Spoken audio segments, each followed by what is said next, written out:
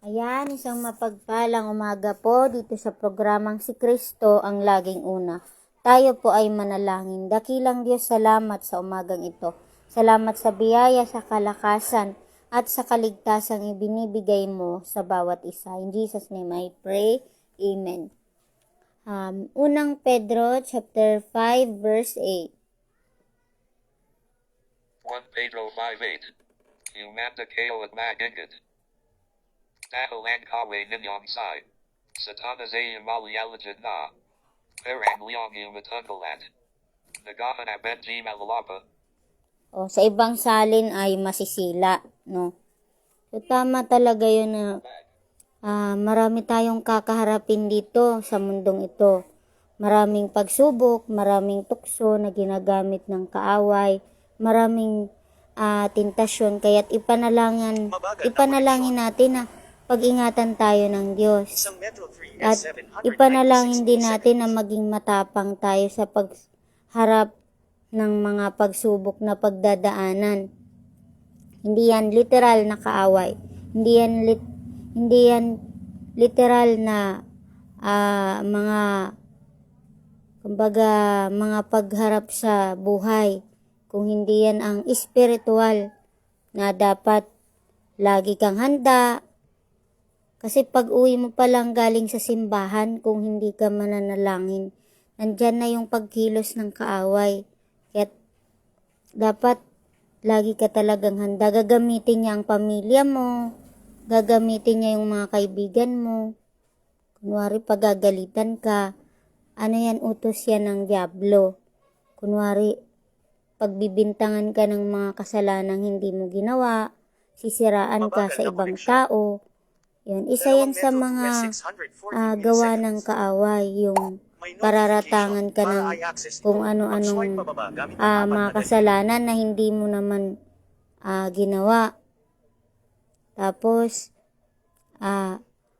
gagamitin niya yung mga kabiguan mo para manghina ka, para lumayo ka sa Diyos. Gagamitin niya yung mga sitwasyon na hindi mo inaasahan, na hindi ka makakasunod sa gawain ng Panginoon. Yung minsan magkakasakit ka sa araw ng linggo, o di kaya minsan gagamitin ng kaaway yung trabaho mo. Hindi ka papayagang mag-day off sa linggo, gagamitin niya yung mga amo mo. Minsan kahit may gawain, sasabihin ng amo mo, labas tayo, mag-disco tayo, o di kaya kumain tayo sa labas. Oras ng gawain yun, ha? Nasa sayo lang yun, kapatid, kaibigan, kung tatanggi ka o susunod ka sa gawa ng kaaway. Pero kapag nagpadikta ka, ikaw lang din yung matatangay. Matututo ka ng uminom, matututo ka ng magbarkada, magbisyo, gumamit ng drugs sa pamamagitan ng gawa ng kaaway. So kung hindi mo ito paglalabanan, kahit yung mga matagal nang naglilingkod sa Panginoon, natutukso din yan eh. Walang tao na malakas lagi. Kaya dapat ihingi ka ng gabay tuwing makakaramdam ka niyan na ginagamit na yung trabaho mo.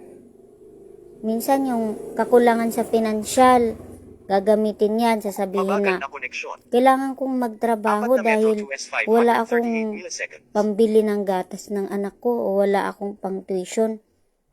Para magka-tuition, magtatrabaho ka kahit araw ng linggo, kahit alam mo naman na kailangan mong magsimba, o di kaya minsan ang dami na pala ng labahan ko, kaya mamaya na lang ako hapon magsisimba.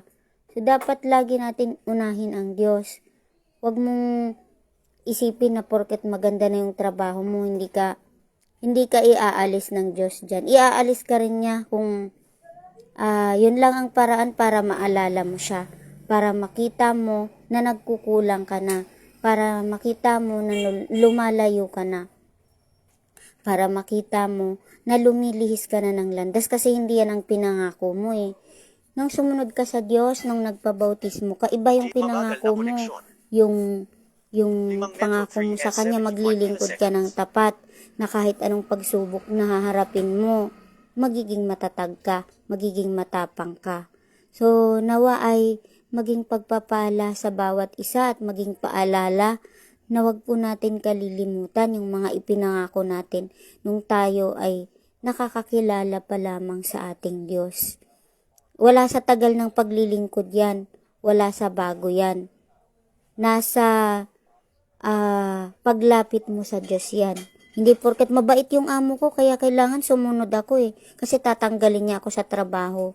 Kung para sa'yo yan, bibigyan ka niya ng mabuting amo na maiintindihan ka, na naglilingkod ka sa Diyos. Hindi ikaw yung kailangan umintindi sa Diyos. Kasi ang Diyos lagi kanyang naiintindihan. Hindi lagi mong sasabihin na ang ibig kong sabihin, hindi mo laging sasabihin na naiintindihan naman niya ako, kaya kailangan iintindihin niya ako lagi. Paano kung mapagod na ang Diyos dahil sa paulit-ulit mong paglayo sa Kanya? Dahil paulit-ulit ka na niyang binibigyan ng pagkakataon na maglingkod ka ng tapat sa Kanya.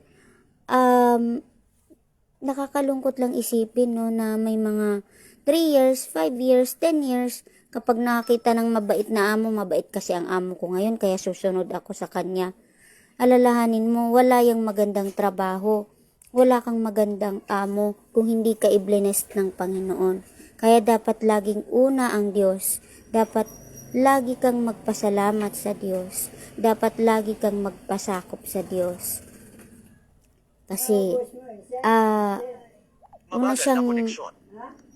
una kang nangako sa Kanya Kaya,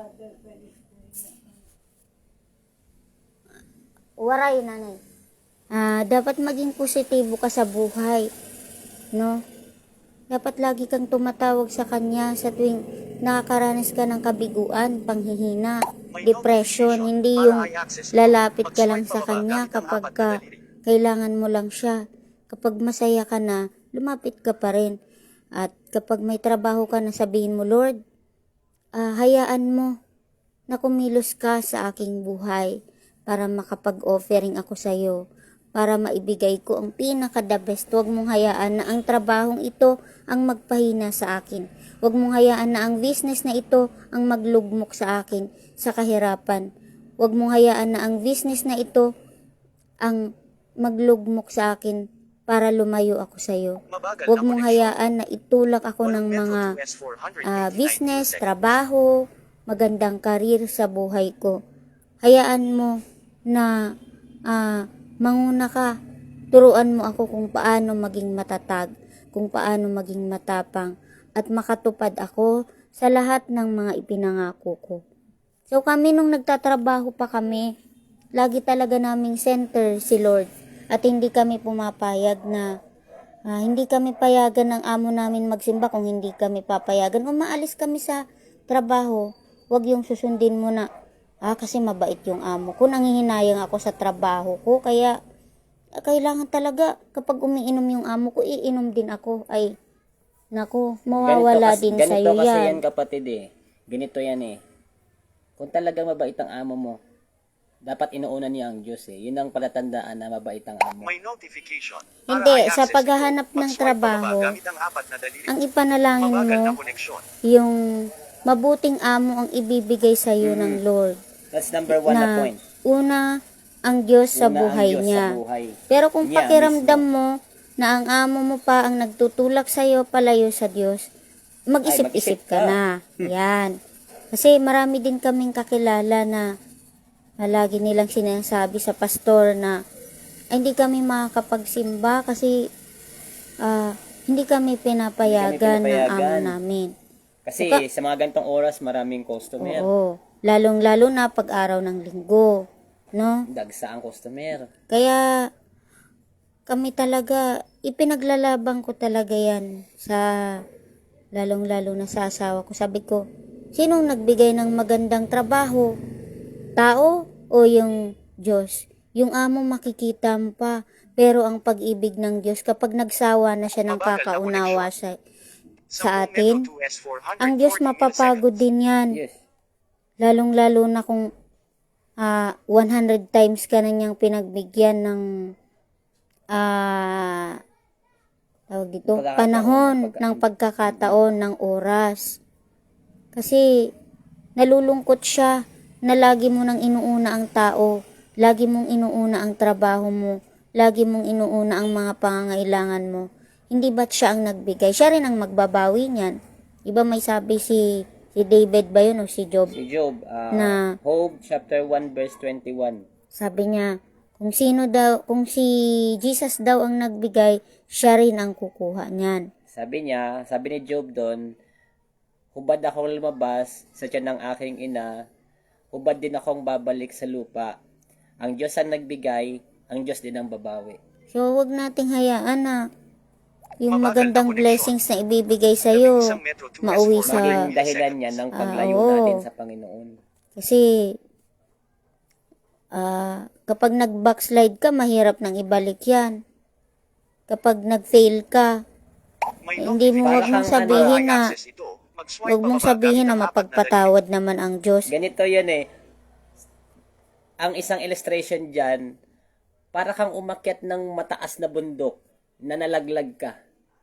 Babalik ka ulit sa umpisa. Ngayon, hindi mo pa yan marirealize kasi hindi mo pa kailangan ang Diyos. Mm-mm. Mayaman ka pa physically. Pinagpapala ka pa ng Diyos. Pero spiritually, hindi mo Kapag alam ka- hubad ka na.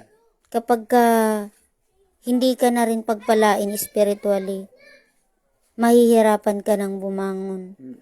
Mahihirapan ka ng umahon. Mauubusan ka na ng oras. Mauubusan ka na ng panahon. Malapit nang bumalik ang Diyos, kaya Kunti na lang. dapat i-center mo na siya sa buhay mo.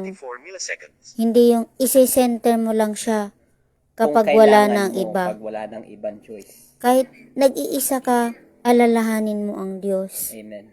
At alalahanin mong mas tapat siya. Yung amo mo kapag nagkasakit ka, maaalala ka pa ba niya? Papalitan ka rin yan. Kahit gaano, kahit Bihira ka makatagpo ng amo na super talaga na. kahit gaano ka pa katapat na empleyado, kung wala ka ng pakinabang at silbi sa amo mo, sasabihin niya rin sa'yo na, Kailangan namin magtanggal oo. ng kailangan namin magbawas ng empleyado kasi ganito, ganyan. oo. At paano kung, Isa ka dun. paano kung piliin ng Diyos na ikaw yung matanggal doon sa sinasabi mong serbisyo? Ngayon ka nababalik sa Diyos dahil natanggal ka na sa trabaho mo. So, Nung panahong nasa serbisyo ka, nasaan ka? hindi mo siya kinakailangan dahil masigla ka pa, malakas ka pa, maaalala mo lang ang Diyos kung kailan mahina ka na. Wag po sana ganun. Ibigay natin ang pinaka-the best na pagpupuri. Ang pinaka-the best na enjoyment sa paglilingkod sa ating Panginoon. Yun lang mga kapatid. Nawa ay naging pagpapala, pagpapalo at pagdidisiplina sa atin ang araw na ito. Para i-access ito, mag-swipe pababa gamit ang apat na Let us pray. Lord, salamat po sa naging paalala niyo sa amin. Salamat po sa naging topic namin sa magang ito. Nawa magsilbing paalala nawa ito sa lahat ng mga taong hindi na ganon kainit ang pananampalataya sa iyo. At nawa, Panginoon, habang may panahon pa, tulungan niyo na po silang kumilos. Mabagal na koneksyon. Sapagkat, Panginoon, nalalapit na ang iyong pagbabalik. 62 milliseconds. At nagpapasalamat kami dahil pinaghahandaan namin ito. At sa mga backslider na talaga, Panginoon, hindi po kami nawawalan ng pag-asa. Naniniwala po kami na makakabalik pa po sila. Hindi pa po huli ang lahat. And salamat po na naging paalala itong topic na ito upang mamulat kaming lahat. Ito lamang po ang aming samudalayan sa pangalan ng Jesus. Amen and amen. Tandaan, Si Kristo ang laging una. Kapag inuna si Kristo, Tayo ay lalago. God bless always. God bless. Bumalik. Gusto mo bang tapusin? Button. I-double tap para i-act. Kailangan. Magpatuloy. Tapusin.